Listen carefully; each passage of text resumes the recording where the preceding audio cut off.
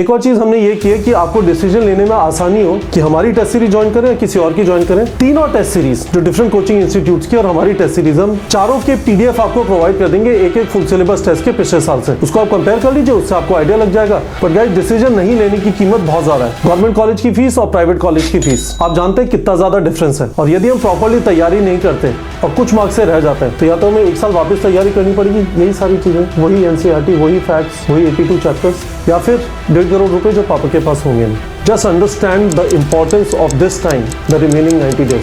Good afternoon students. NEET exam में 3 महीने बचे हैं, हम फरवरी के अंदर है। It is very very important that you freeze your time table now, testing time table. क्यों? क्योंकि यदि आप टेस्टिंग टाइम टेबल फ्रीज नहीं करेंगे तो बिना तैयारी के टेस्ट देंगे, टेस्ट में परफॉर्मेंस अच्छा नहीं होगा, और टेस्ट में परफॉर्मेंस अच्छा नहीं होगा तो खुद के ऊपर शक रखेंगे, और उसके बाद वो विशेष साइकिल चलती जाएगी और परफॉर्मेंस खराब होती जाएगी। हेलिकल स्ट्रक्चर है पूरा। और टेस्टिंग टाइम टेबल फ्रीज करने की एक रिक्वायरमेंट इसलिए भी है कि ना सिर्फ आपको सिलेबस कंप्लीशन करना है, एक पार्ट यह है कंप्लीट करना है, आपको रिवाइज एंड रिकॉल भी करना है, क्योंकि सिलेक्शन सिर्फ इस बात के ऊपर डिपेंडेंट नहीं है कि आपका सिलेबस फिनिश हुआ या नहीं हुआ। सिलेबस इस बात के ऊपर भी डिपेंडेंट है कि क्या आप वो सारी चीजें रिकॉल कर पाए जब एग्जाम डे होगा उस दिन, और उसके लिए उसे बार बार रिवाइज करना जरूरी है। टेस्टिंग उस चीज के लिए बहुत ज्यादा अच्छी होती है। नीट एग्जाम में आपसे लेके जितने भी हफ्ते बचे, यदि आप हर हफ्ते एक टेस्ट लिखेंगे, उसके पहले प्रॉपर्ली रिवाइज करेंगे, तो रिवाइज एंड रिकॉल बहुत अच्छा हो जाएगा। तो revision for the mock test, ये रिवाइज एंड रिकॉल का पर्पस कंप्लीट होने के बाद ये जो सारी चीजें की थी उसको रिवाइज एंड रिकॉल किया। और तीसरी चीज होती है improve, improve, improve, improve, improve, improve, improve, improve. बार बार बार बार बार बार आपको पता चलता जाएगा कि आपके वीक चैप्टर्स क्या है। आपको इंट्यूशन भी होगा, पर टेस्टिंग आपको बिल्कुल क्लियर इंडिकेटर देगा उन वीक चैप्टर्स के ऊपर। उनको थोड़ा रिवाइज किया, कोई थ्योरी वोरी पढ़ी, और उसके बाद उससे रिलेटेड क्वेश्चन प्रैक्टिस करना है। That will improve your performance. ये 3 चीजें, ठीक है। 13 हफ्ते बचे हैं, जैसा मैंने कहा, around 90 days. Freeze this time table now for next 13 weeks. तो हम लोग आपको क्या कर रहे हैं, ये K3 शीट प्रोवाइड करते रहे। 3 फरवरी हमारी एक टेस्ट सीरीज चालू हो रही है जिसका नाम T11 है, यानी 11 वीक्स, 11 टेस्ट, एक 11th, एक 12th, एक 11th, एक 12th, और उसके बाद 16 मार्च से फुल सिलेबस। और दूसरी हमारी चालू हो रही है जिसका नाम फाइनल पुश है, 23 फरवरी से। 23 फरवरी से टोटल 10 हफ्ते बचते हैं, 10 हफ्ते full syllabus test. But important चीज यह है कि यदि आप इन वाले टेस्ट के बारे में अभी से डिसीजन नहीं लेंगे तो आप बिना रिवाइज किए पहुंच जाएंगे। कम चैप्टर नहीं है। 16 फरवरी के टेस्ट में 42 चैप्टर्स होंगे। जस्ट इमेजिन करिए, आज 3 फरवरी है, 13 दिन में आपको 42 चैप्टर्स रिवाइज करना है, class 11 full syllabus. This is the habit that we now need to build up. यदि हम ये हैबिट बिल्डअप नहीं करेंगे, इमेजिन करिए 27 अप्रैल का जो आपका फाइनल टेस्ट है, उसके बाद 7 दिन बचेंगे, 7 दिन में आप 82 चैप्टर्स कैसे रिवाइज करेंगे। This is a very very good habit. मैं सारी चीजों को इस वाले वीडियो में कवर करूंगा कि आप कहां से रिवाइज करेंगे। पर पहली चीज है कि आप ये टाइम टेबल फ्रीज कर लीजिए। हमने आपको टेस्टिंग के साथ 14 DIY टेस्ट भी दिए, डू इट योरसेल्फ, 6 चैप्टर के, बट फुल ड्यूरेशन के, ठीक है। और साथ में हमने आपको कस्टम टेस्ट जनरेटर भी दिया है, आप अपने हिसाब से टेस्ट जनरेट कर सकते हैं। But what is important is कि आप इस बात को समझें कि मुझे रिवाइज करना है हर एक टेस्ट से पहले, मुझे टेस्ट के बाद अपने वीक एरिया फिक्स करने के लिए भी टाइम चाहिएगा। और मैंने उसके लिए आप लोगों को बोला हुआ है कि रात को 9 बजे के बाद का टाइम फ्रीज कर दीजिए। रात को 9 बजे के बाद जो भी आपके वीक चैप्टर्स हैं उससे रिलेटेड 100 MCQ प्रैक्टिस करना है। हर 15 क्वेश्चन के बाद जो भी क्वेश्चन गलत होता है उसका एक्सप्लेनेशन देखना है। और आपको 21 डे की वो आदत डालने के लिए इस समय पे जीतू भैया का 21 डे हैक चल रहा है, जहां पे मैं आप लोगों के साथ बैठ जाता हूं 15 मिनट, और हमारे ऑफिस से कोई आपके साथ बैठे रहते हैं अगले 3 घंटे, और आप क्वेश्चन प्रैक्टिस करते हैं और बाद में मुझे कंफर्म कर देते हैं मेरे टेलीग्राम ID @KG-NEET-PREP पे कि सर हो गया। Fantastic, right. पर ये रिविजन जो है ये बहुत ज्यादा जरूरी है, ठीक है। तो जरा देखिए, एक एक करके चीज चलते हैं, हम कहां तक पहुंच गए थे, ये मैंने आपको बता दिया है ना।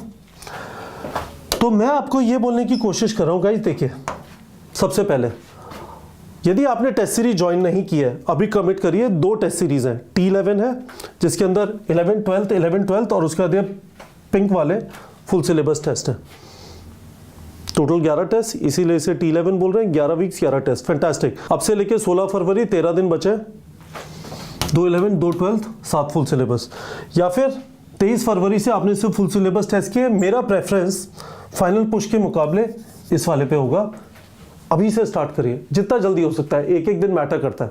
तो आप 16 फरवरी से स्टार्ट कर सकते हैं। तो don't wait for this, it doesn't matter कि आप इन 3 फुल सिलेबस की जगह आप इस तरह से 4, 2 11, 2 12 के करेंगे और उसके बाद 7 फुल सिलेबस करेंगे। 5 to 6 full syllabus test are enough. पहली चीज ये हो गई। यहां पे देखिए खूब सारी चीजें मैंने लिखी हुई है।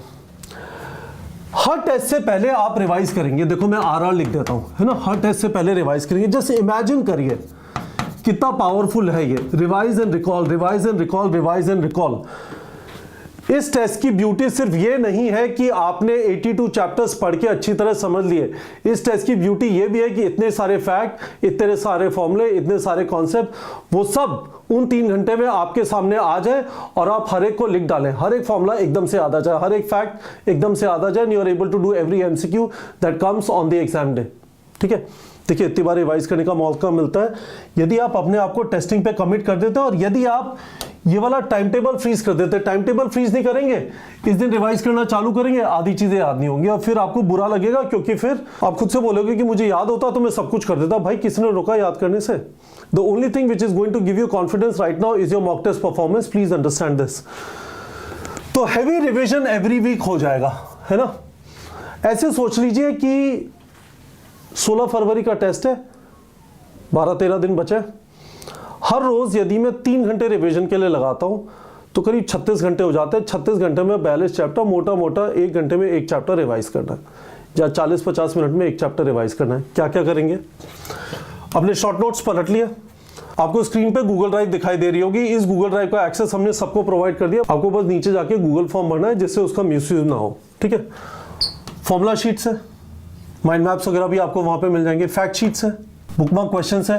ये मैं आपको दिखाऊंगा। काफी सारे स्टूडेंट जो अभी टारगेट बैच स्टार्ट कर रहे हैं उनके लिए बुकमार्क क्वेश्चंस और इनकरेक्ट क्वेश्चंस काफी यूजफुल है।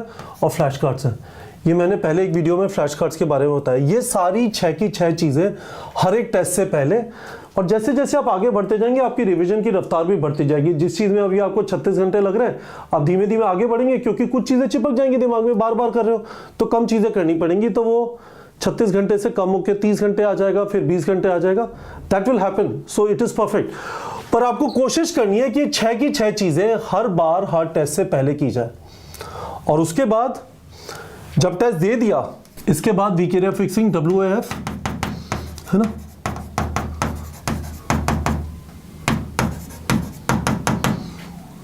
करेक्ट। तो वीकेरिया फिक्सिंग में क्या करेंगे? क्विकली थोड़ी बहुत थ्योरी रिवाइज कर ली, जो भी चीजें आती नहीं है। और उसके बाद या तो आपने मिनी क्वेश्चन बैंक कर लिया उस वीक चैप्टर का, स्पेसिफिक टॉपिक का DPP जनरेट कर लिया, या फिर आपने कस्टम टेस्ट जनरेट कर लिया। तीनों चीजें मैं आपको दिखा देता हूं कैसे करेंगे, है ना।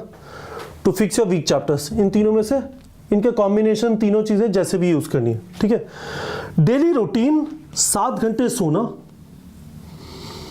10 से 12 घंटे पढ़ाई, और 10 से 12 घंटे पढ़ाई में 9 बजे से 100 MCQ प्रैक्टिस करने अपने वीक चैप्टर्स के। अगेन टाइम टेबल में डाल लीजिए ये सारे वीक चैप्टर। देखिए हम लोगों ने आपके लिए एक और चीज ये करती है कि ऐसे सोच लेते हैं कि कम से कम 20 चैप्टर ऐसे हैं जिनके हमें वीकेरिया फिक्स करना है। ये टाइम टेबल A3 शीट पे प्रिंट आउट कराया, लिख लो यहाँ पे कौन कौन से चैप्टर्स आप फिक्स करोगे। फॉर एग्जाम्पल आपने लिखा rotational motion 40 question, rotational motion 30 question, rotational motion 40 question. बहुत अच्छी बात है, ऐसे आपने भर दिया। फिर आपने यहां पे लिखा molecular basis of inheritance 60 question, that is fine, है ना। इस तरह से भर दीजिए। सिर्फ एक ही चैप्टर नहीं करना, 1-2 चैप्टर्स पर टोटल 100 MCQ, और हर 15 MCQ के बाद आपने एक्सप्लेनेशन देख लिया। देखिए यहाँ पे है ना, जो बॉटम 20 चैप्टर्स हैं उनका लिख लीजिए। सो फॉर एग्जाम्पल आपने लिखा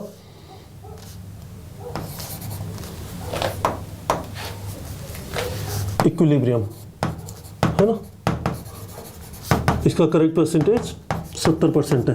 यदि आप टारगेट बैच में नहीं, आपको मोटा मोटा आइडिया है, दैट इज फाइन, है ना। यहां पे लिख दीजिए रोटेशनल मोशन,